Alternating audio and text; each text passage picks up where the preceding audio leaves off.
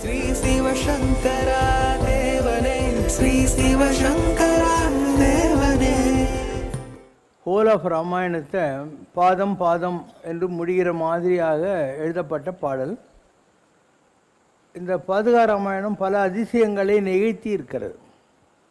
இங்கே காயிதே மில்லத் காலேஜில் ஒரு புக் ஃபேர் நடந்துக்கிட்டு இருந்தது. அதில் இந்த பாதுகா ராமாயணம் புக்கை வச்சுருந்தார். அவர் பேர் வேதகிரி. சாந்தி தியேட்டர் வாசலில் சாந்தி புக் ஸ்டால்னு வச்சுருந்தார். அவர் ஒரு ஸ்டால் போட்டிருந்தார். அதில் பாதுகா ராமாயணம் இருந்தது. இப்போ காயிதே மில்லத் காலேஜில் நடந்த புக் ஃபேரில் எல்லா ஸ்டாலும் எரிஞ்சு போச்சு. ஆனால் இவருடைய ஸ்டால் மாத்திரம் எரியவே இல்லை, அந்த புக்கு. அதே மாதிரி திருத்தணியில் யாரோ போகிறாங்க, தெரியாமல் தண்ணியில் விழுந்துடுறாங்க. அண்டு தண்ணியிலிருந்து அவங்க கையில் பாதுகா ராமாயணம் புக்கு இருக்குது. தண்ணியிலேருந்து அப்படியே எழுதுறாங்க. அவங்களும் சரி, அந்த புக்கும் சரி, டோட்டலாக நனையவே இல்லை. இப்படிப்பட்ட அதிசயங்களை எல்லாம் நிகழ்த்தி காட்டியது இந்த பாதுகா ராமாயணம்.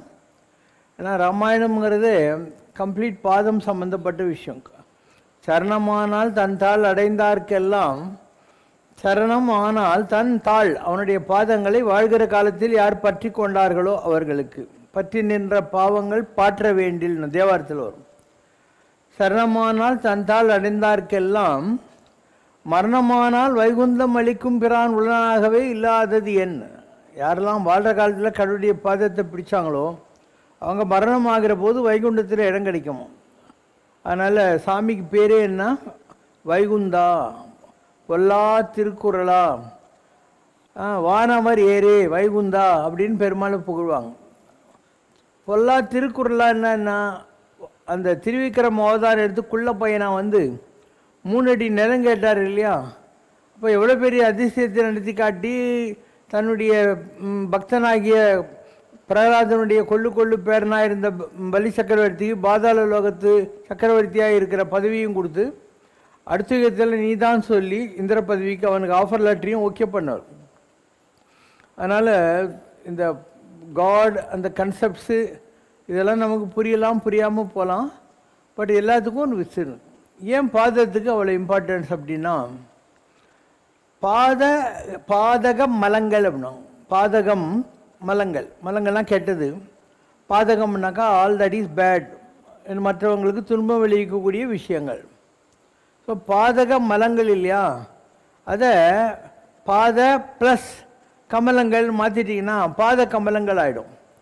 அப்போ இந்த உலகத்தில் மனிதர்கள் தெரிந்தோ தெரியாமலோ செய்கிற அவர்களுடைய தவறுகளில் இருந்து அவர்களை ரட்சிக்கக்கூடியது அப்படிங்கிறது கடவுளுடைய திருப்பாதங்கள் தான்.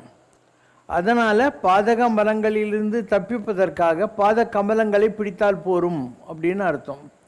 இந்த ராமாயணம் என்பது முழுக்க முழுக்க பாதத்தில் எழுதணும். ஏன்னா நம்ம உடம்புல பலவிதமான தெய்வ சக்திகள் இருக்கு இல்லையா, அதெல்லாம் ஒவ்வொரு இடத்துல இருக்குது. இப்போ நம்ம இடத்துல மூக்கு இருக்கு இல்லையா, அதுலேருந்து வர்ற காற்று தான் வாயு பகவான். இந்த மூக்கில் வர்ற காற்று இல்லை, அது வாயு பகவான். வெளியில் இருக்கிற காற்றும் உனக்குள்ளே இருக்கிறது, அதுக்கு பேர் அண்டம், இதுக்கு பேர் இருக்கிறது பிண்டம். உன் வலது கையில் இருக்கிற 5 விரல்கள் இருக்கு இல்லையா, இதுதான் இந்திரன்னு சொல்லக்கூடியது, 5 எலமெண்ட்ஸ். உன்னுடைய இதய குகை இருக்கு இல்லையா, அதான் முருகன், குகப்பெருமான்னு சொல்கிறது. உன் மனசு சந்திரனுடைய ரூபம். உன்னுடைய கண்கள் இருக்கு இல்லையா, அது சூரியனுடைய ரூபம். நம்ம உடம்புல இருக்கிற வாட்டர் மாலிக்யூல்ஸ் சொல்கிறாங்க இல்லையா, தண்ணி, அதெல்லாம் தான் வருணன்னு சொல்லக்கூடியது. நம்ம அடி வயிற்றில் இந்த இடத்துல இருக்கார் இல்லையா, அதுக்கு ஹீட்டுன்னு பேர். அதனால் யாராவது சாப்பிட்ணுன்னா என்ன சொல்லுவாங்க, how many calories of food you should ஈட்னு டாக்டர் ப்ரிஸ்கிரிப்ஷன் எழுதி கொடுப்பாரு. And calorie is the unit measurement for heat. அதனால் நம்ம என்ன சாப்பிட்றோங்கிறது, இந்த இடத்துல நமக்கு வயிறு இருக்குது, இந்த இடத்துல வாட்டர் மாலிகுல்ஸ், இங்கே சந்திரன் இருக்கார், இங்கே முருகப்பெருமாள் இருக்கார், இங்கே இந்த இருக்கார். அந்த மாதிரி நம்முடைய பாதங்கள் இருக்கு இல்லையா, அதுதான் விஷ்ணு. நம்முடைய எல்லாருடைய உடம்புகள்லையும் இருக்கக்கூடிய பாதம் தான் விஷ்ணுன்னு சொல்லக்கூடிய. அதனால் பாதங்களில், அதனால தான் பெரியவங்க காலெல்லாம் விழுகின்றாங்க. இப்போ அது வந்து கேவலப்படுத்துகிறாங்க, என்ன அவங்க காலில் போய் விழுறது அப்படின்றாங்க. பெரியவங்க காலில் விழுந்தால் அவ்வளோ நல்லது. ஏன்னா உங்கள் விஞ்ஞானம் என்ன சொல்லுது, opposite poles attract, energy flows from higher level to lower லெவலுங்கிறோம். இப்போ நீ இப்படி தலையை குனிகிற, பெரியவங்க பாதத்துக்கிட்ட உன் தலை போகுது, அப்போ அவங்க பாதங்களில் நிறைய எனர்ஜி இருக்குது. அப்போ நீ இப்படி குனிற போது அவங்க பாதத்தில் இருக்கிற எனர்ஜி உனக்கு இந்த இடத்து வழியாக கிடைக்குது. இதுதான் energy flows from higher level to lower லெவல்னு சொல்லக்கூடியது. இதெல்லாம் இந்த காலத்தில் மதிக்கவே மாட்டேன்றாங்க யாரும். அப்பா அம்மா காலில் விடுறத கேவலமாக நினைப்பான். ஒரு மகான்கள் இவங்களெல்லாம் போய் மதிக்கிறது ஒரு பெரிய இதாக இருக்கும். இதுதான் பிரச்சனை இந்த நாட்டில். எதெல்லாம் வேணுமோ அதெல்லாம் விட்டானுங்க, இதெல்லாம் வேணாமோ அதெல்லாம் கட்டினா இதுன்னு இருக்கானுங்க. அதனால தான் சொசைட்டி நல்லா இல்லை. இல்லைன்னா எல்லாம் நம்ம பெரியவங்க ரொம்ப நல்லது தான் சொல்லியிருந்தாங்க, ஒன்றும் முட்டாள்கள் அல்ல. அதனால் ஆண்டாள் சொன்ன மேலையார் செய்வனகள்னா, நம்மிலும் மேலான அறிவுடையவர்கள் எதை சொன்னார்களோ எதை செய்தார்களோ அதை நம்ம அப்படியே கடைப்பிடிச்சா போகிறோம் அப்படின்னு அர்த்தம். இன்றைக்கி ஹனும ஜெயந்தி கொண்டாடுறாங்க. ஹனும ஜெயந்திங்கிறது என்ன? ஆஞ்சநேயர் இந்த உலகத்தில் அவதாரம் செய்த நாள்னு நம்ம வச்சுக்கலாம். ஆஞ்சநேயருடைய அவதாரம் எப்படி நிகழ்ந்தது அப்படின்னா, இந்த திருப்பதி போகிற வழியில் நீங்கள் பார்த்துருப்பீங்க. அங்கே ஒரு ஹஸ்பண்ட் ஒய்ஃப் 2 பேர் இருந்தாங்க. அவள் நல்லா அஞ்சனான்னு சொல்லக்கூடியவ, பயங்கரமாக பூஜை எல்லாம் பண்ணிகிட்டு இருந்தா, சிவ பூஜை செய்கிறவ. சிவன் அவளுக்கு ஒரு பழத்தை கொடுத்து சாப்பிட சொன்னார். அதனால் சிவனுடைய அருளாலே அவன் அருளாலேன்ற மாதிரி பிறந்தவர் தான் ஆஞ்சநேய சாமி. இவர் பிறந்து சின்ன குழந்தையாக இருக்கிற போது என்ன பண்ணுறாரு, ஆகாசத்தில் சூரியனை பார்க்குறாரு. ஏதோ பால் விளையாடுறதுக்கு நினச்சிக்கிட்டு பிறந்த போதே ஆகாசத்துக்கு தாவிடுறாரு. குழந்தையாக இருக்கிற போதே ஆகாசத்துக்கு தாவிடுறாரு. இப்போ எல்லா தேவர்களும் பார்க்குறாங்க, என்னடா இது, இந்த மாதிரிலாம் இருந்தால் இயற்கைக்கு அகெனிஸ்டாக போகுது இல்லையா இந்த கன்செப்ட்லாம். அதனால் அவரை அடிக்கிறாங்க. ஆனால் அழகான குழந்தையாக தான் இருந்தார். அவரை அந்த தண்டத்தில் அடிக்கிற போது இந்த இடத்துல வீங்கிடுது, அவர் பூமியில் வர்றார். இப்போ அஞ்சனா அழுகுறா, என் பையனை இப்படி பண்ணிட்டீங்களேன்ட்டு. அவங்க சொல்கிறாங்க, இவன் ராமருக்கு கைங்கரியம் பண்ணுறதுக்காக உலகத்தில் பிறந்திருக்கான். அதனால் இவனுடைய பவர் என்னன்றது இவனுக்கு எப்போ தேவைப்படுமோ ராமருக்கு தொண்டு செய்யறதுக்கு அப்போ தான் தெரியணும். அது வரைக்கும் இவன் பவர் இவனுக்கு தெரியாமல் நாங்கள் மறைச்சிடுறோம் அப்படின்னாங்க. அதனால் ஆஞ்சநேயருக்கு தன்னுடைய பவர் இலங்கைக்கு தாவறதுக்காக எல்லோரும் மீட்டிங் போட்டு பேசுகிற வரைக்கும் தெரியவே தெரியாது. சின்ன குழந்தையாக இருக்கிற போதே தாவி பிடிச்சி சூரியனை பிடிச்சவருக்கு தான் ஒரு பவர்ஃபுல்லான பர்சன்ன்றது தெரியவே தெரியாது. ஆனால் அவர் ரொம்ப பெரிய அருளாளர், பெரிய நிலை, சிவனுடைய இதில் வந்தவர் அவர். அவனை பார்த்து முதல்ல அவன் ராமரை பார்க்கறதுக்கு வர்றான். ஒரு பிராமண வடிவத்தில் வர்றான். சுக்ரீவன் வாலியால் துரத்தப்பட்டு மலை மேலே உட்காந்துருக்கான். தூரத்தில் பார்க்குறாங்க ராமர் லக்ஷ்மணர்லாம் வரதை பார்த்தோன்னே. இப்போ ஆஞ்சநேயர் ஒரு பிராமண வடிவம், ஆஞ்சநேயருக்கு தன் உடம்பை மாற்றிக்கிற பவர் உண்டு. அங்கே அழகாக பேசுகிறார் ராமர்கிட்ட. அப்போ ராமர் ஆச்சரியப்பட்டு சொல்கிறாராம், யார்கோலோ இச்சொல்லின் செல்வன், இவ்வளோ அழகாக பேசுகிறானே, சொல்லுக்கு செல்வன், நீ யாருன்னு தெரியலையே, நேமியோ குலிசியோ பூமி தாங்க ஒருவனோ, பிரம்மாவா விஷ்ணுவா சிவனா யாருன்னு தெரியலையே, இவ்வளோ அழகாக பேசுகிறானே அப்படிங்கிற அளவுக்கு ஒரு பர்சனாலிட்டியாக வருது. அங்கே சுக்ரீவன் டவுட் பண்ணுறான், நீ இன்னும் அவங்கள போய் பார்த்தா பெரிய மகான்கள்ன்ற, ஒரு வேளை வாலி அனுப்பிச்ச ஆளுங்களாக இருப்பாங்க, நம்மளை அழிக்கிறதுக்கு வந்திருப்பாங்கன்னு. அப்போ ஆஞ்சநேயர் சொல்கிறார், நான் அவங்க கையை பார்த்துட்டேன், அவருடைய கையில் சங்கு சக்கரம் இருக்குது. யார் கையில் சங்கு சக்கரம் இருக்கோ அவங்க விஷ்ணுவினுடைய அருளை பெற்றவர்கள். அதனால் எனக்கு டவுட்டே கிடையாது, அவங்க நல்லவங்க அப்படின்னு சொல்லி இவன் தான் கூட்டின்னு இன்ட்ரடியூஸ் பண்ணுறான். அதுக்கப்புறம் ஒவ்வொரு சீனாக போகுது, அதெல்லாம் உங்களுக்கே தெரியும். அதாவது ராம கைங்கரியத்தில் வாலியை அழிக்கணும், அதுக்காக 7 மரங்களுக்கு பின்னால் இருந்து ராமர் வாலியை வதம் பண்ணுறார். அப்போ வாலி சொல்கிறார், ஏன்யா இவன் ஒன்றுத்துக்கும் உதவாத ஆள் இந்த சுக்ரீவன், இவனுக்காக என்னை கொண்டுட்டியே நியாயமா அப்படின்னு. இதுக்கு ராமர் சொல்கிறார், சத்திரத்தே சத்திரத்தை இது கீழகம், அதர்மத்தை அழிப்பதற்காக போராடுவது கூட தர்மந்தான் அப்படின்றது. இப்போ அவன் சொல்கிறான், அதெல்லாம் நான் ஒத்துக்க மாட்டேன், ராவணனை அந்த 10 தலையோட ஏதோ வண்டுன்னு நினச்சி என் கையில் பிடிச்சாள் நான், நீ ராவணனை அழிக்கிறதுக்காக இந்த குரங்கு சுக்ரீவனை கட்டின என்கிட்ட சொல்லியிருந்தா 1 நிமிஷத்தில் நான் சீதையை மீட்டு உங்கள்கிட்ட கொண்டாந்து இருப்பேனே அப்படின்னு நிறைய ஆர்குமெண்ட்லாம் நடக்குது. அப்போது அவர் ராமர் சொல்கிறார், ஒன்று செய்யலாம்பா, நீ பேசுகிறதெல்லாம் நியாயமாக தான் இருக்குது, நான் எப்படி உன்னை மறைந்திருந்து கொண்டுடணும், அந்த மாதிரி அடுத்த பிறவியில் நீ என்ன மறைஞ்சு நின்று கொண்டுடு, நம்ம அக்கௌண்ட்டு பேலன்ஸ் ஆகிடுன்ட்டார்.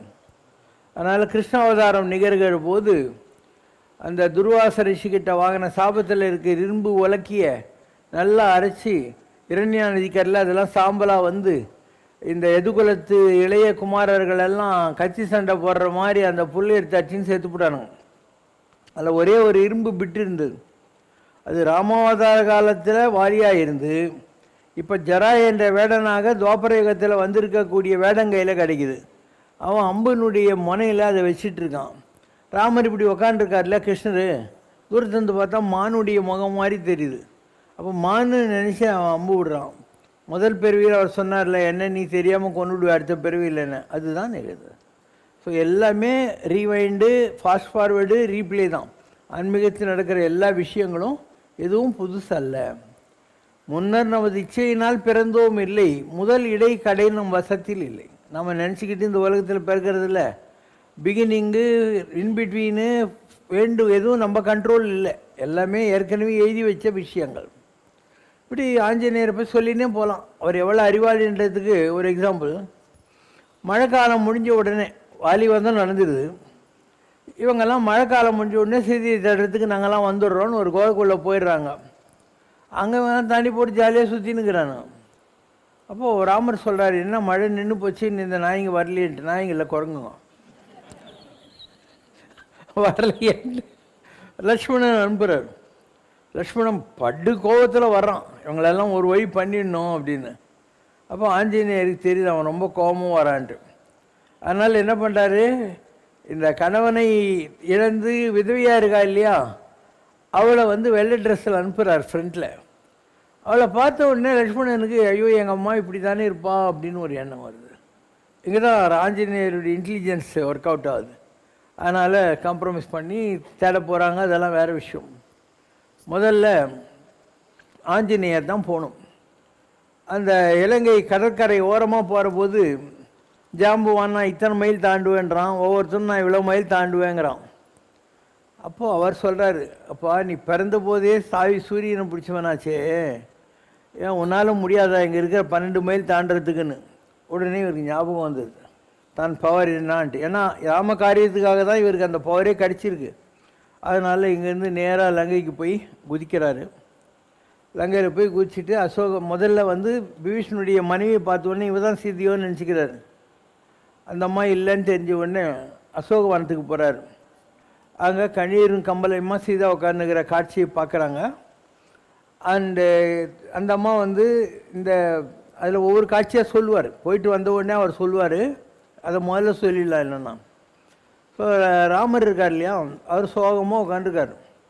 இப்போ லங்கைக்கு போயிட்டு ராமருடைய கனையாளி மோதிரத்தை கொடுத்து அந்த அம்மா கிட்டேருந்து தலையில் வச்சுக்கிற புரோச்சி இல்லையா சூடாமணி, அதை வாங்கின்னு வர இவர். ஸோ ராமர்கிட்ட நீ டென்ஷனாக இருக்குன்னு வை, உங்கள் பையனோ பொண்ணோ ஓடி வராங்க, ஆனால் யார் மண்டையை போட்டானோ யாருக்கு என்ன ஆச்சோன்னு உனக்கு பக்கு பக்குன்னு இருக்கும். நீ ஏற்கனவே டென்ஷன் இல்லை, யாராவது ஓடி வந்தால் உனக்கு பயமாக இருக்கும் இல்லையா, அந்த மாதிரி. அதனால் வந்த உடனே இவருடைய ஆக்ஷன் நீங்கள் பார்க்கணும். ஆஞ்சநேயர் எவ்வளோ அறிவாளிங்கிறதுக்காக வந்த உடனே ராமர்கிட்ட ஒன்றும் பேசலை. அந்த சீதை இருக்கிற தெற்கு திசையை நோக்கி இப்படி கும்பிட்றாரு. உடனே ராமருக்கு குறிப்பால் உணரும் கொள்கையான் ஹிண்ட்லேயே அவர் கண்டுபிடிச்சிட்டாராம். ஏதோ இருக்குது, சீதை அந்த பக்கம் இருக்கா, உயிரோடு இருக்கா, ஆஞ்சநேயர் கும்பிட்ற அளவுக்கு மரியாதையாக வாழ்ந்துக்கிட்டு இருக்கா அப்படின்னு குறிப்பால் உணரும் கொள்கையான். உடனே இந்த பக்கம் திரும்புகிறார். வளவலான்னு பேசக்கூடாது, எடுத்த உடனே பாயிண்ட். கண்டனன் சீதையை பார்த்துட்டேன். ராமருக்கு அப்பா யாராவது சொன்னாங்களா, இல்லை நீயா பார்த்தியானா, கண்களால் கண்டனன் சீதையை கண்களால்.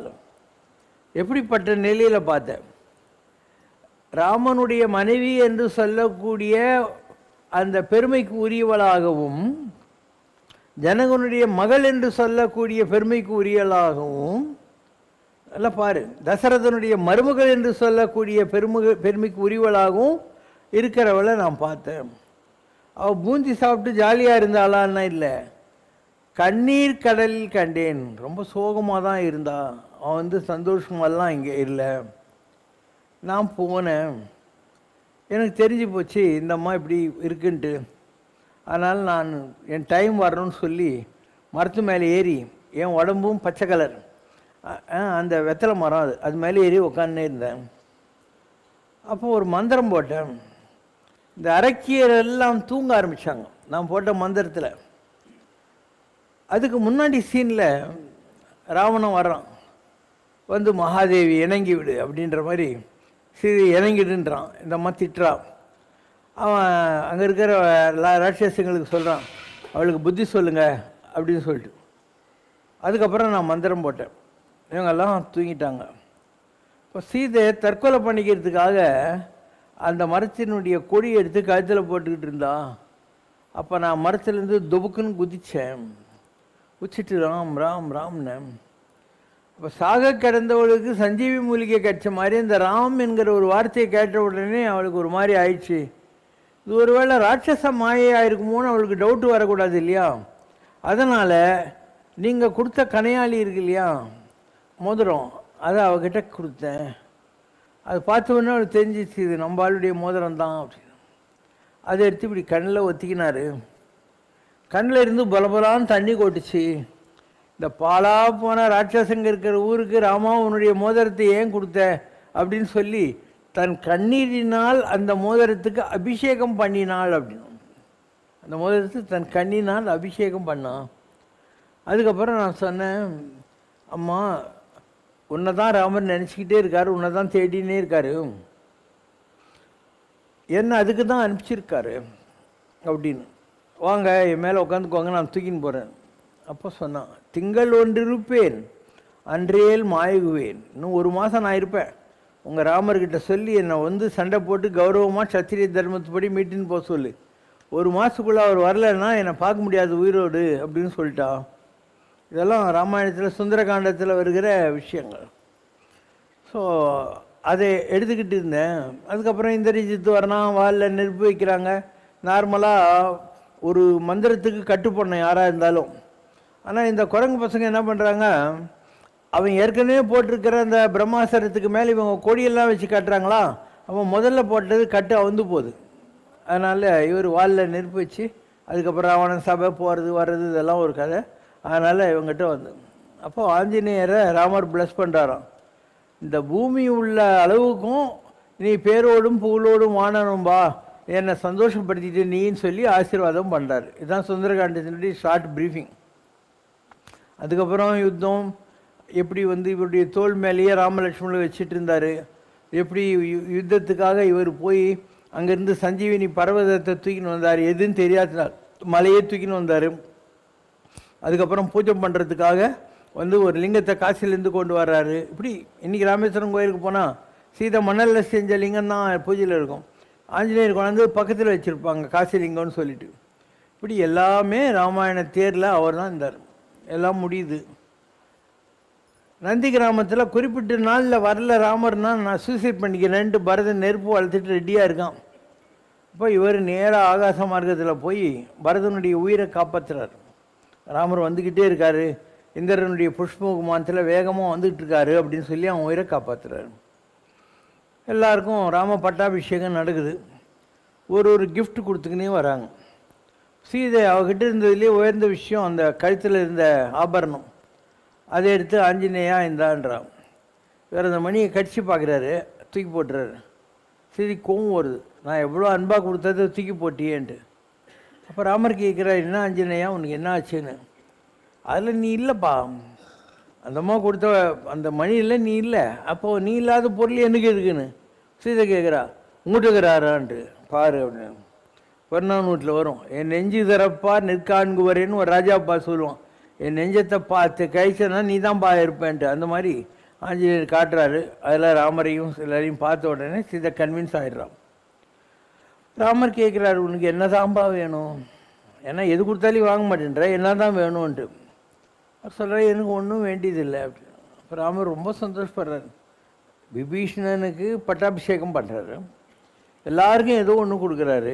ஆஞ்சநேயர் எது கேட்டாலையும் வேணான்றான், சீதை கொடுத்த அடிக்கையும் வேணான்றான். என்ன பண்ணுறதுன்னு தெரில. அப்போ என்ன பண்ணுறாரு, ஒரு ஹக் கொடுக்குறாரு.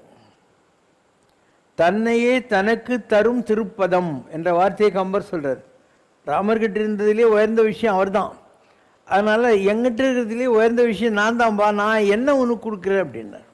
தன்னையே தனக்கு தரும் திருப்பதம்னு ஒரு ஹக்கு தான் கொடுத்தாரு. இதுதான் ராமாயணத்தில் ஆஞ்சநேயர் கிடைச்ச விஷயம். எல்லாம் முடிஞ்சிடுச்சு. அப்போ ஆஞ்சநேயர்கிட்ட நம்ம வந்த வேலை ஆயிடுச்சுப்பா, போகலாம் வா வைகுண்டத்துக்குன்றார். இப்போ ஆஞ்சநேயர் சொல்கிறார், அங்கே என்னாகுது வைகுண்டத்தில் வந்து எல்லோரும் பாட்டு பாடிக்கின்னு உட்காந்துருப்பாங்க, எனக்கு அது அந்த மாதிரிலாம் ஒன்றும் பெரிய இன்ட்ரெஸ்ட் இல்லை. நான் பூமியில் இருக்கேன், கொஞ்ச நாளைக்கு தவம் செய்கிறேன். உன்னை நான் ஃபஸ்ட்டு மீட் பண்ணது, அதுக்கப்புறம் வாழ்க்கையில் ராமாயணத்தில் நடந்த ஒவ்வொரு பார்ட்டிசிபேஷன் என்னோடது, நீ என்னை கட்டி பிடிச்சது எல்லாத்தையும் அப்படியே உட்காந்து ஆனந்தமாக கொஞ்ச நாள் அசை போட்டு மெதுவாக அவங்ககிட்ட வரேன் அப்படின்ற.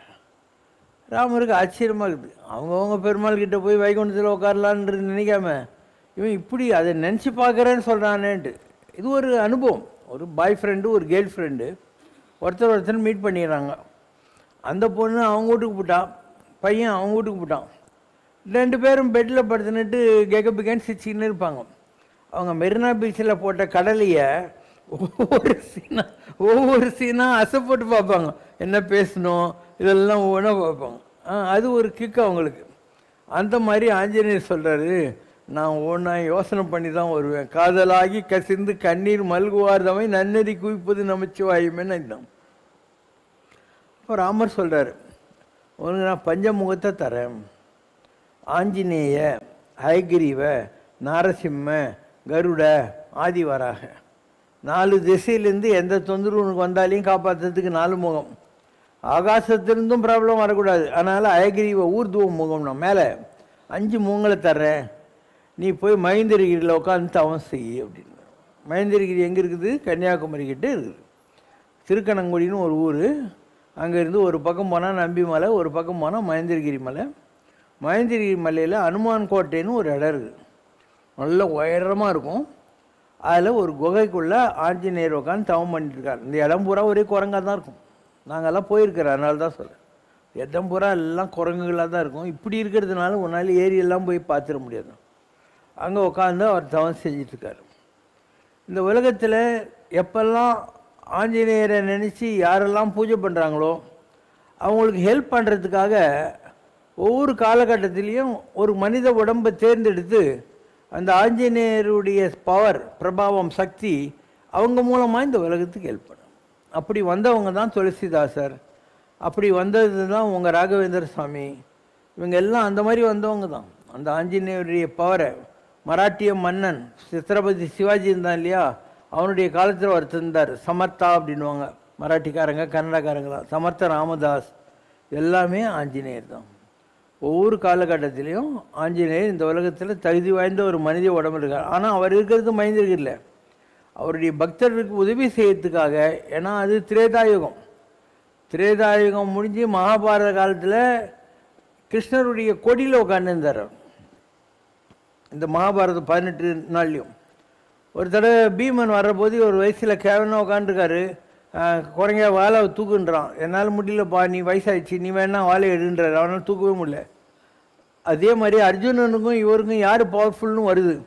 அப்போ அவன் வந்து கஷ்டப்பட்டு அம்பு விட்டு டொயின்னு சரஸ் சேர்த்துன்னுவாங்க, அம்புகளால் பிரிட்ஜு கட்டுறான். கேட்டு ஆஞ்சநேயர் ஒரு குதிக்கிறாரு, எல்லாம் கோவிந்தாகி போகுது. உடனே அர்ஜுனன் நான் சூசைட் பண்ணிக்கிறேன், எனக்கு அவமானம் ஆயிடுச்சுன்ற போது கிருஷ்ணர் அந்த இடத்துல வந்து கிருஷ்ணரும் ராமரும் ஒன்று தான்ங்கிறத ஆஞ்சநேயருக்கு புலப்படுத்துகிறார். இதெல்லாம் வேறு விஷயம். ஸோ இன்றைக்கும் மகேந்திரகிரியில் ஆஞ்சநேய சாமி இருக்கார். ஒவ்வொரு காலகட்டத்திலும் இந்த உலகத்தில் அவரை நம்புகிறவங்களுக்கு அவர் ஏதோ ஒரு வகையில் அனுகிரகம் பண்ணிக்கிட்டு இருக்கார். அவரை பற்றி பாடினவங்க நிறைய பேர் இருக்காங்க. அனுமான் சாலிசான்னு ஒன்று போடுவாங்க, மகாராஷ்டிராவில் ரொம்ப ஃபேமஸ். அது எழுதினதே சமர்த்த ராமதாஸ் தான். So 40 stanzas on the glory of Hanuman. இது யார் பாடினாலே அவங்களுக்கு நல்லது நடக்கும் அப்படிங்கிறது எல்லாருக்கும் ஒரு ஃபெய்த் இருக்குது. நம்ம சொன்ன மாதிரி நம்ம பாதுகாராமாயணம் இருக்கு இல்லையா, அதுக்கும் ஒரு ஃபெய்த் இருக்குது.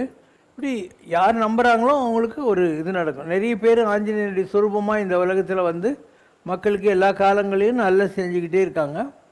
ஆஞ்சநேயருக்கு நீங்கள் பார்த்தீங்கன்னா விஜயவாடா போகிறீங்க இல்லையா, அங்கே மங்களகிரின்னு ஒரு இடங்குது.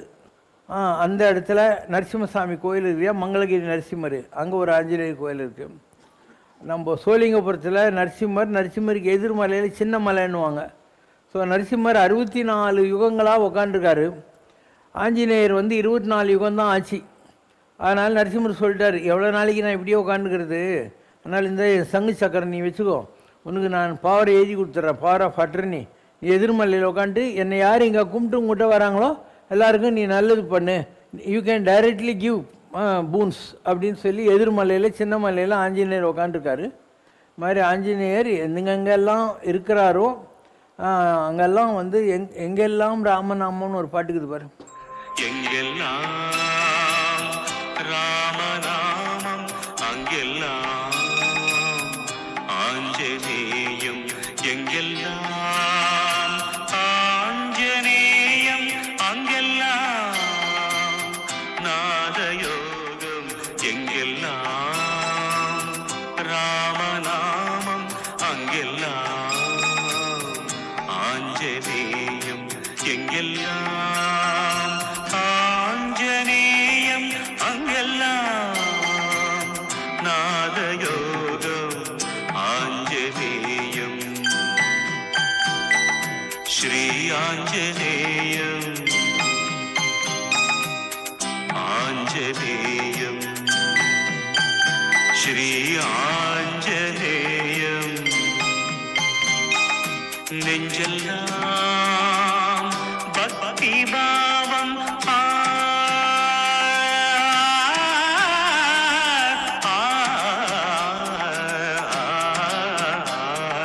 நெஞ்செல்லாம் பக்தி பாவம் நித்ய பிரம்மச்சாரி ரூபம், நெஞ்செல்லாம் பக்தி பாவம் நித்ய பிரம்மச்சாரி ரூபம். அஞ்சனா தேவி பாலன் அன்பினான் ராமதூதன், ராமதூதன் ஸ்ரீராமதூதன், ராமதூதன் ஸ்ரீராமதூதன்.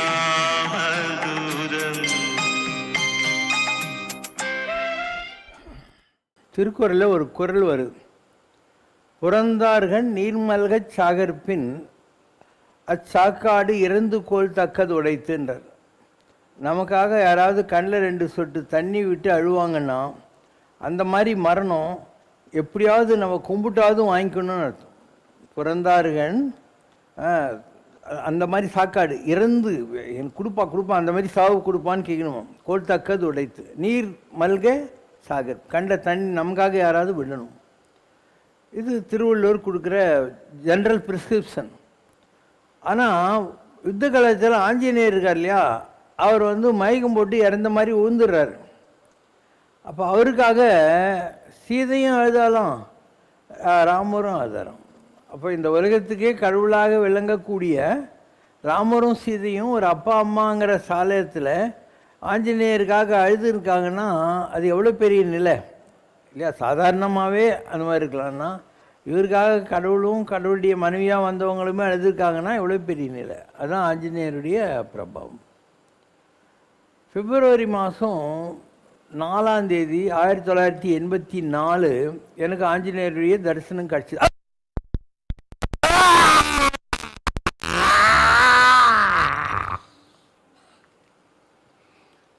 1984 பிப்ரவரி 4 கிடச்சி. அப்போ என் ஜோபியில் 4 ஃபில்டர் வீல்ஸ் சிகரெட் இருந்துச்சு. ஆஞ்சநேயர் சொன்னார், நான் வாக்கில் நிற்க போகிறேன்பா, இந்த லாகிரி விஸ்கெல்லாம் விட்டுடு அப்படின்னு நிஜமாக சொன்னது. So I left smoking on February 4, 1984. 4 cigarette இருந்தில்ல தூக்கி போட்டேன். அன்னிலேருந்து இன்றைக்கி வரைக்கும் ஐ டோன்ட் ஸ்மோக். 84லேருந்து அது ஒரு 16 இது 40 வருஷம் ஆச்சு சிகரெட் பிடிச்சி. எதுக்காக போயிட்டேன், ஆஞ்சநேயர் சொன்னார் நான் வாக்கில் நிற்க போகிறேன்பா அப்படின்னு சொல்லி. அப்போ எந்த யோசனையும் இல்லாமல் எந்த பிளான் குறிப்புகள் இல்லாமல் நான் எதை பற்றி வேணால் பேசினே இருக்கிறேன்னா நான் ஸ்டாப் பேசுகிறேன்னா இதெல்லாம் அவருடைய பிளெஸ்ஸிங் தான். அவர் சொன்னார் I will stand on your tongue, நாவில் சரஸ்வதி நற்றுணையாக என்ற மாதிரி. இந்த இதுக்கு காரணம் யாருக்கோலோ சொல்லின்னு செல்வன்னு சொல்லி ஆச்சரியப்பட்டார் இல்லையா ராமர். அந்த மாதிரி ஒரு பேசுகிறதுக்குள்ள ஒரு பவர் அது ஆஞ்சநேயர் மூலமாக தான் எனக்கு கிடச்சிது. அதனால தான் எந்த ஊரில் எதாக இருந்தாலும் எந்த இதுவும் கிடையாது, நீ எதை பற்றிக்கு என்ன கேள்வி நான் பதில் சொல்லி போகிறேங்கிற மாதிரியான ஒரு அந்த என்ன சொல் பவர்.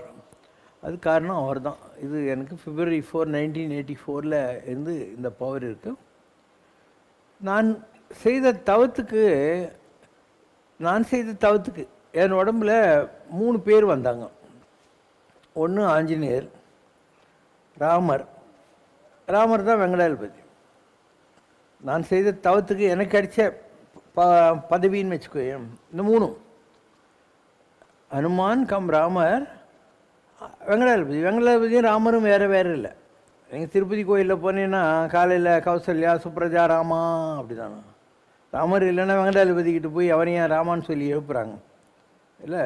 அதே மாதிரி ஆழ்வார் பாசுரம், கண்ணார் கடல் சூழ் இலங்கைக்கு இறைவந்தன் விண்ணாகம்பளக்க சரஞ்சல உய்த்தாய் அண்ணா விண்ணூர்தொழும் வேங்கடமா மலைமேய அண்ணா அடியே நிழலை களையாய்.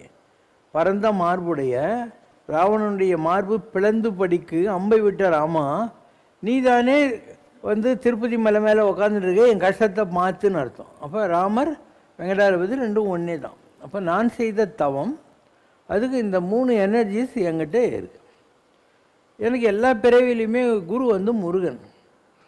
எனக்கு எவ்வளோ மகான்கள்லாம் பார்த்துருக்கேன். நான் பார்க்காத ஆளுங்களா, கோடிசாமி சாதாரண ஆளா, சிவபிரபாகர சத்தியோகி 700 வருஷம் இருந்தார், கோடிசாமி 400 வருஷம் இருந்தார், ராம் சுரத்குமார் சாமி, எந்தெந்த ஊர்லேயும் யாரெல்லாம் பார்த்துக்கிறேன் நான். ஆனால் எனக்கு குரு முருகன் தான். எனக்கு இந்த தவம் செய்கிற காலத்தில் ஒரு தடவை 2 சந்திரன் ஒரு சூரியன் கண்ணுக்கு தெரிஞ்சது. 2 சந்திரன் ஒரு சூரியன்னா இது ரெண்டும் இந்த இடத்துல ஒடுங்குறது.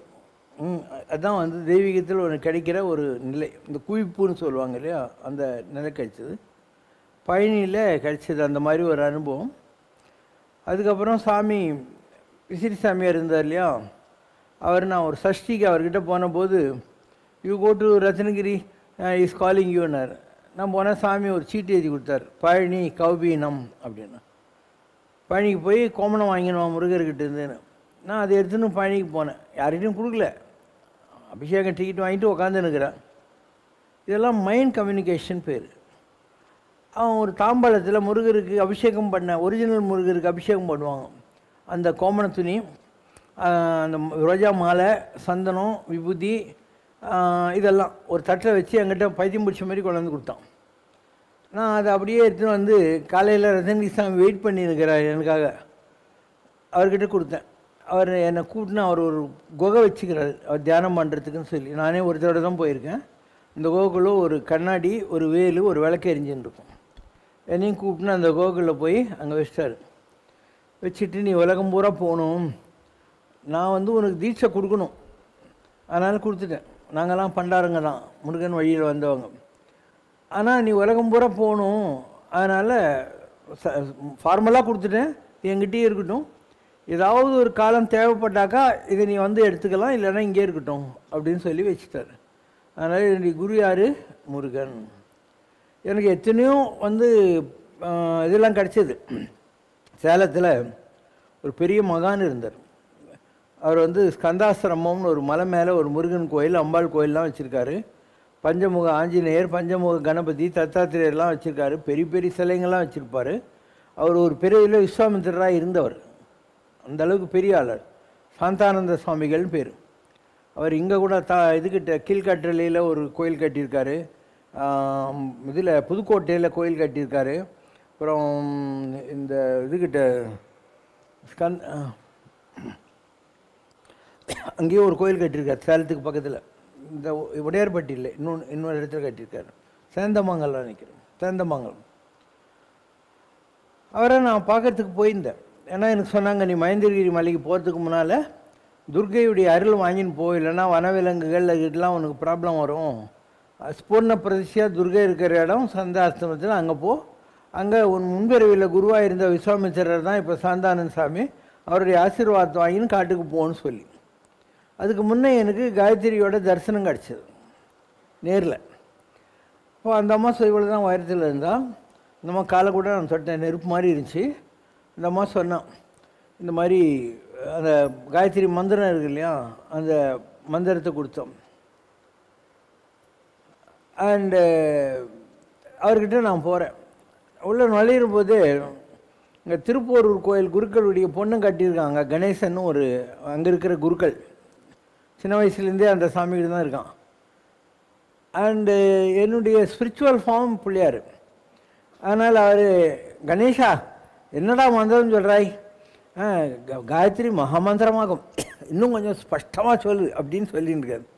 அது எனக்கு தான் சொல்கிறாரு, எனக்கு தெரியும். அதுக்கப்புறம் நான் மெட்ராஸ்க்கு வந்துட்டேன். இங்கே மேத்ஸ் சயின்ஸுன்னு இருக்குது, மேத்தமெட்டிக்கல் சயின்சஸ்னு. அங்கே ராதாகிருஷ்ணன் ஒரு ப்ரொஃபஸரு, இன்னொருத்தர் ஆவியனில் தண்டபாணின்னு ஜென்ரல் மேனேஜராக இருந்தார். இவங்க 2 பேரும் என்னை தேடி அண்ணா நகர் வீட்டுக்கு வந்தாங்க. நேற்று நீங்கள் வந்துட்டு போன உடனே சாந்தானந்த சாமி சொன்னார், இவன் வந்து ரொம்ப பெரிய ஆளாக போகிறான், இவனை நம்மளோட ஃபோல்டுக்குள்ளே கொண்டாந்துடணும். ஃபோல்டுன்னா அவங்களுக்கு என்ன ஆகணும், சன்னியாசிகளுக்கு அந்த உபாசனை மார்க்கம். அவர் புவனேஸ்வரி உபாசனை பண்ணுறார் இல்லையா, இவனை நம்ம ஃபோல்டுக்குள்ளே கொண்டாந்துடணும். அதனால் நான் சொன்னதாக அவனை வந்து மந்திரம் வாங்கிக்க சொல்லுங்க அப்படின்னாரு. நான் சொன்னேன், அதுக்கு என்ன இருக்குது, நான் ஏற்கனவே சடாட்சரம் அஷ்டாட்சரம் சொல்லி தான் இருக்கேன், அதனால் அதையும் வாங்கிக்கிறேன்னு. அதெல்லாம் முடியாது, நீங்கள் எல்லாத்தையும் விட்டுட்டு இந்த ஏகாச்சாரத்தை தான் பிடிக்கணும் அப்படி அவர் சொல்கிற ரிச்சுவல்ஸில் நீங்கள் ஃபாலோ பண்ணணுன்னாங்க. நான் சொன்னேன், எனக்கு முடியாது, நான் ஏற்கனவே பண்ணிட்டு இருக்கிறத விட்டு இப்படி இருக்கிறத விட்டு பறக்கிறத பிடிக்கிற மாதிரி. அப்போனா அவர் தான் டிசைட் பண்ணணுன்னாங்க. அதுக்கப்புறம் எனக்கு அதுவும் கிடச்சிது, டைரெக்டாக கிடச்சிது ஒன்று. அப்போ எனக்கு 3 நிலை இருக்குது. பேருள் ஒளியாய் இங்கே ரமணி குருஜின்னு ஒருத்தர் இருக்கார். இப்போ வந்து சொந்தமாக கோயிலெலாம் கட்டியிருக்காரு. அதுக்கு முன்னால் நம்பர் 9 ராமநாதன் ஸ்ட்ரீட் மாலிங்கபுரத்தில் இருந்தார். இப்போ கீழ்கட்டிலேயே எங்கேயோ வந்து பெரிய கோயில் கட்டியிருக்கார். ரமணி குருஜின்னு பேர். நல்ல வயசாகிடுச்சு அவருக்கு, 80-85 வயசு இருக்கும். இப்போ காளிகாம்பல் சிவாச்சாரியார், குருஜி சுந்தரராமன், சண்முக சிகாமணி இந்து சமய அறநிலைத்துறை ஐஏஎஸ் ஆஃபீஸரு, அப்புறம் திருவேற்காடு ராமதாஸ் சாமியா, 3 பேர் சொன்னேன். குருஜி, காளிகாம்பல், இவங்க 3 பேரும் 4 பேரே என்னை கூட்டின்னு போனாங்க. அவங்களே வந்து எங்கள் வீட்டில் அந்த காரை போட்டு, வாங்க இன்றைக்கி பழனி முருகனை பற்றி வரப்போகுது, அதனால் நீங்கள் வாங்கன்னு என்னையும் கூட்டின்னு போனாங்க. அப்போ அவர் சோழி போட்டு பார்த்துட்டு இந்த ஓலையை எடுத்து படிப்பார். அதில் வருது, உள்ளத்தில் இச்சேயவன் தனக்கு அளவிலாது பெருகிடும் அருள்நிலை கருணை பற்பல ஜென்ம தொடர்பதனால் அன்றோ. இப்போ வந்திருக்கிறால யாருக்காக இந்த சோழி விழுந்ததோ, 8ன்னு விழுந்தது. இவருக்கு எத்தனையோ ஜென்மமாக இந்த கடவுள்கிட்ட அட்டாச்சாக இருக்கார் இவர்.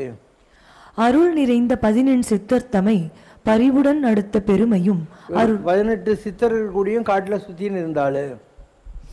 அருள் ஞான பழத்தோனை நவபாஷாணத்தால் நிறைத்து கொண்டோன் அவன் அருள் நோக்கத்திற்கு உகந்தவனாய் நின்றதோர் கால பெருமைகளை கொண்டோன். பழனியில் நவபாஷாணத்தில் போகர் செலை பண்ணிட்டு இருந்தபோது அவர் கூடயே இருந்த சிஷ்யமே பழனி ஆண்டவனை பண்ண போது இவரும் கூட இருந்தார்.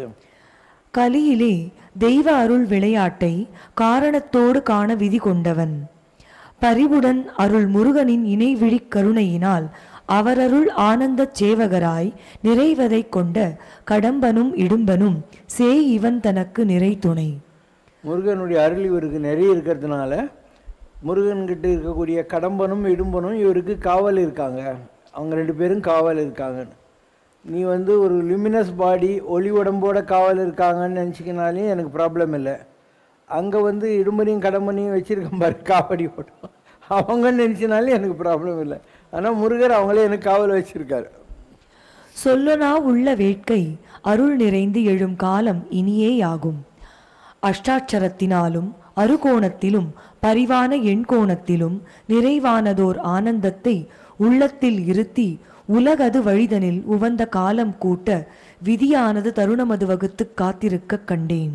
இவருக்கு அஷ்டாட்சரம் சடாட்சரம் இந்த மந்திரங்களால் இவருடைய எனர்ஜி லெவல் ஜாஸ்தி ஆகிட்டு இவர் பெரிய நிலைக்கு போக போகிறாரு. அதுக்காக விதி ஒரு திட்டத்தை வகுத்து காத்துக்கிட்டு இருக்கு. காலத்தால் மாலவனாய், அடுத்த வரி தான் ரொம்ப முக்கியம். இந்த கலிகாலத்தை பொறுத்து மாத்திரம் இவர் தான் மாலவன். மாலவனா யாரு? திருப்பதி பெருமாள், திருமால். காலத்தால் மாலவனாய் இந்த பிறவியில் இந்த காலத்தில் இவர் தான் பெருமாள். காணவே விதியுற்றதால் ஆதாரத்துடன் அருள் மனக்கோலம் தயரதன் செய் இவன் தானது கொண்டனன்றோ. ராமாவதார காலத்தில் குடும்பம் நடத்தாமல் சீதையை காட்டுக்கு துரத்தி விட்டோமா, அதனால் கொஞ்சம் பாக்கி இருந்தது குடும்ப வாழ்க்கை. அதனால் இந்த பிறவியில் நான் கல்யாணம் கட்டின்னு ஒரு 25 வருஷம் குடும்பம் நடத்தியிருக்கிறேன். காரணம் விட்டக்குறை தொட்டக்குறை, அப்பயே ஒழுங்காக இருந்திருக்கலாம். மாலவனின் அருள்வல் விளையாட்டை ஆனந்தமுடன் தான் கொண்டு காலக்கலிதனில் அருட்சேவை வழி மார்க்கத்தினாலே நிறைந்த நல் பெருமைதனை நில உலகத்துப் படைத்து அருளாக எழுந்த நல் மாதவனே. சேவையின்வான் மக்களுக்கு தொண்டு செய்கிறது தான் என்னுடைய போர்ட்ஃபோலியோ மேனேஜ்மெண்ட். அதனால் அருட்சேவை வழி மார்க்கத்தினாலே நிறைந்த நல் பெருமைதனை நில உலகத்து படைக்க அருளாக எழுந்தனல் மாதவனே. இதெல்லாம் இருக்கட்டும், வருஷம் சொல்லினே வருவார். அதுக்கப்புறம் உலகத்தில் என்ன நடக்கும் அப்படிங்கிற மாதிரி வரும். இன்னும் தள்ளிப்போம். மானிடர் மனதிலே உவந்ததோர் உள்ளத்தினன் நிறைந்ததோர் பக்குவமே கொள்ள ஒளியாய் உவந்து அருட்பொலிவாய் நிறைந்து அகிலமெல்லாம் ஆதாரம் கொள்ள தெய்வ வடிவும் கொள்ளும் விதியாகும். இவர் உலகத்தில் எங்கெல்லாம் வெளிச்சிருக்கோ அங்கெல்லாம் இவர் இருப்பார். இவருக்குன்னு எப்படி ஒரு முருகர், கிருஷ்ணர், ராமர் இருக்கோ அந்த மாதிரி இவருக்குன்னு ஒரு டிவைன் ஃபார்ம் கிடைக்கும்னார். அதுதான் பூர்ண பிரம்மம். கோயிலில் பார்க்குறீங்க இல்லையா, இன்றைக்கி வேறு அலங்காரம், 3 முகம் இருக்கும், பாதி சிவன் பாதி சக்தி 10 அவதாரங்களும். அதுதான் எனக்கு கிடைச்சிருக்கக்கூடிய ஒரு ஃபார்ம். இப்போது கேலண்டரில் தேரில் கிருஷ்ணர் இருப்பார், அவர் மனுஷனாக தான் இருப்பார். ஆனால் அவருக்கு பின்னால் நெருப்பு தண்ணி கிண்ணியெல்லாம் வச்சு ஒரு பச்சைமே ருத்ர ரூபம்னு வர இல்லையா, அந்த மாதிரி எனக்கு உள்ளே இருக்கக்கூடிய ருத்ர ரூபம் தான் நம்ம கோயிலில் இருக்கிற பெருமாள். ஓகே, இது ஹியூமன் கண்டெய்னர், இதுக்குள்ளே இருக்கிற ஒளி. அது இவருக்கே தெய்வ வடிவம் கிடைக்குன்னா he will get a different form of God for himself அப்படின்னு அர்த்தம். இன்னும் இருக்கு பாரு. கலியிலே மக்கள் நிலையிலே மாறுபாடு கொண்டு நின்றாலும் மக்களின் மன வேறுபாடு பேயாட்டம் அதுபோல் ஆடி ஆடி நின்றிட்டாலும் அலையும் ஓர் காலத்து அலைந்து ஓயும் ஓர் காலத்து ஓய்ந்து அமையும் ஓர் காலத்து அமைந்து நிற்கும் காலத்துத்தான் அருள் ஒளியை காண முடியும் என்றோம். இன்றைக்கி எத்தனை ரிலீஜனு, எத்தனை சாமியாருங்க இல்லையா, இந்த மாதிரி இருக்கிற ஒரு காலகட்டத்தில் சிவசங்கர் பாபா மாதிரி ஒரு மனிதன் உலகத்துக்கு வழிகாட்டுவார் அப்படிங்கிறது எப்போ நடக்கும்னா, ஜனங்கள்லாம் அடிபட்டு மெதிப்பட்டு ஆடுமாறு ஆடி அடங்குமாறு அடங்கும் காலத்துக்கு தான் தெய்வத்தின் பூர்ணத்துவத்தை காண முடியும் என்றோம். அந்த டைம் தான் இப்போ வந்திருக்கு. அதாவது நாம் உலகத்துக்கு வழிகாட்டக்கூடிய ஒரு டைம், உலகத்துக்கே, வெறும் மெட்ராஸு கேளம்பாக்கம்னு இல்லை. அதனால் அதுக்கு என்ன ப்ரிப்பரேஷன்னா, ஜனங்க எல்லாம் பார்க்கணும், ஒரு ரவுண்டு போய் பார்க்கணும். நாட்டில் தாடி வச்ச சாமியார், வைக்காத சாமியார், நல்லவன் கெட்டவன் எல்லாரையும் பார்த்து எதுவுமே தேர மாட்டேன்னுதுரா, எங்கேயாவது ஒரு உருப்படியான இடம் கிடைக்காதான்னு வருவானுங்க.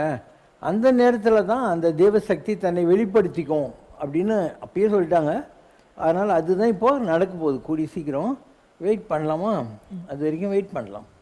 प्रभु रामचंद्र के दूता हनुमंता आंजनेय, प्रभु रामचंद्र के दूता हनुमंता आंजनेय, बलभीमा आंजनेय, बलभीमा आंजनेय, बलभीमा आंजनेय, बलभीमा आंजनेय, बलभीमा आंजनेय, बलभीमा आंजनेय, प्रभु रामचंद्र के दूता बलभीमा आंजनेय, बलभीमा आंजनेय, आंजनेय आंजनेय आंजनेय आंजनेय।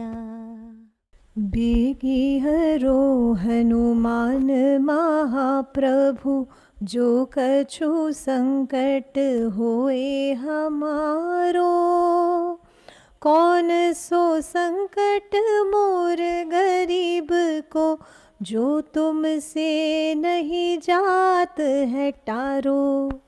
जय जय जय हनुमान गोसाई, कृपा करो महाराज। जय जय जय हनुमान गोसाई, कृपा करो महाराज। प्रेम में का तुम वायु सुतांजनी कुमारा, प्रेम में का तुम वायु सुतांजनी कुमारा। बुद्धिदाता निपुण चरिता सुजन भयहरा, अरुण कार्तिकाय लोक भक्त नमित रामदूत असुर भयकरा। अरुण कार्तिकाय लोक भक्त नमित रामदूत असुर भयकरा। प्रेम में गा तुम वायु सुतांजनी कुमारा। अतुलित बलधामा, अतुलित बलधामा, अमित पराक्रमा, प्रचंड विक्रमा, प्रचंड विक्रमा। अरुण कार्तिकाय रूप भक्त नमित रामदूत असुर भयकरा।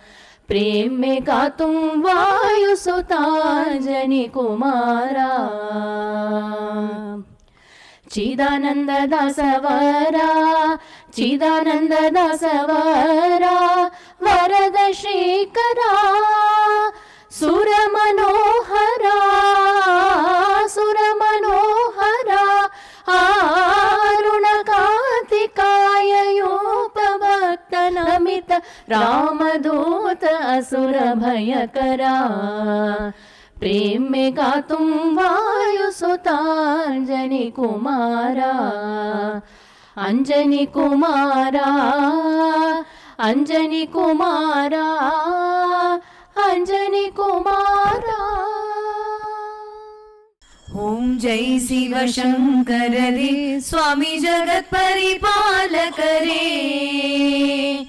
आदि शंकर अवतारा, अनाथ रक्षक रे। ओम जय शिव शंकर रे। அன்னையும் தந்தையும் நீரென்றறிந்தும் அன்பில் நனைகின்றோம் சுவாமி, அன்பில் நனைகின்றோம். ஆசானும் இறையாகிய தேவா நின்னடி பணிகின்றோம். ஓம் ஜெய சிவசங்கரரே.